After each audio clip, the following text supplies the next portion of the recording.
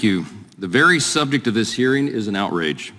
Abortion care, the stated topic today, is of course an oxymoron. But the timing and the obvious purpose of this hearing today are unconscionable, and they are profoundly damaging to our institutions. Democrats are engaging in a brazen attempt here to intimidate and bully the justices of the Supreme Court as they consider a challenge to Mississippi's pro-life law. As soon as the draft opinion was leaked, their activists on the left began to picket and harass the justices and their families in their homes. Democrats have threatened the justices by name in the press, on the steps of the Supreme Court, and in recent briefs to the court. And now, in this and previous Judiciary Committee hearings, we have jurisdiction over the American system of justice, and the fact that we would be here trying to influence a pending opinion is unprecedented and dangerous to our institutions. So much for the Constitution, our system of justice, and our critical foundations in the principle of judicial independence.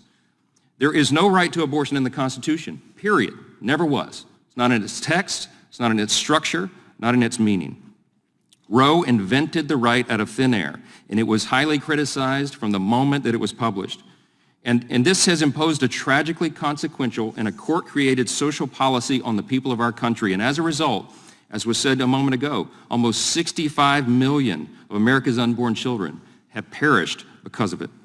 Because there is no right to an abortion in the Constitution, that question is left to the states for the people to decide. This is long overdue, and after nearly a half century, we are very hopeful and grateful that that might finally happen. Ms. Goodwin reminded us just a moment ago that facts matter. So let's talk about the underlying facts, because the facts and the law and the logic and the advancements in medical technology are clearly on the side of life. As the Susan B. Anthony list summarizes it well, quote, "The humanity of the unborn child is undeniable now, thanks to advances in modern medicine and science.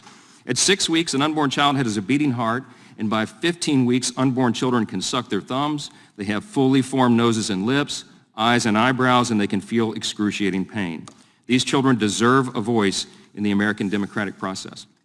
In the recent Dobbs argument before the Supreme Court, Chief Justice Roberts pointed to the fact that the U.S. is an outlier to the vast majority of other countries' viability standards. He said, quote, "When you get to the viability standard, we share that standard with the People's Republic of China and North Korea. It is unconscionable to think that the United States is one of only 7 countries that allows for abortions for any reason after 20 weeks. In our nation's birth certificate, we boldly declare that it is a self-evident truth that human beings are made by their Creator and they are endowed by Him with certain inalienable rights. The first listed is the right to life for obvious reasons." All 3 of the Democrat witnesses here today support and advocate for what they say is unrestricted abortion on demand. Let me ask Dr. Robinson. I could go to any of them, but you're the medical doctor. Based on your website and your testimony today, you clearly support the right to abort a 20-week-old unborn child. So I would love for you to explain to us, in your medical opinion, at what point in pregnancy should having an abortion no longer be an option? Thank you for the question.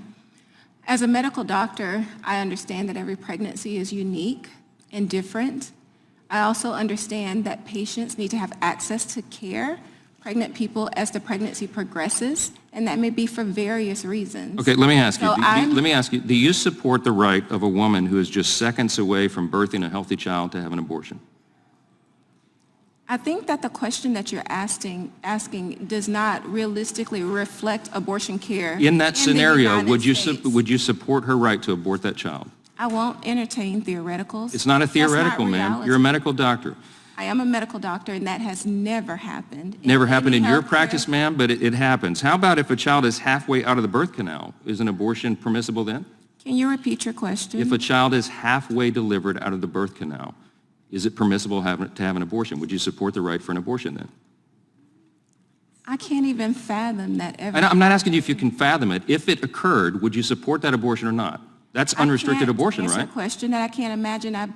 Just like you probably can't imagine what you would do if your daughter was raped. If it hasn't happened, it may be difficult for you. You're not going to answer this question, but how about this one? How does one qualify as fully human? What makes a human being? What makes a person a human being is them being born, number one. That's why we have birthdays. And then also their individual DNA, them having autonomy, being able to act and think. Okay, but wait a minute. A newborn child lacks the immediate capacity. A newborn child lacks the immediate capacity to make conscious, deliberate choices. So is infanticide okay? I think what we're here to talk about is abortion care.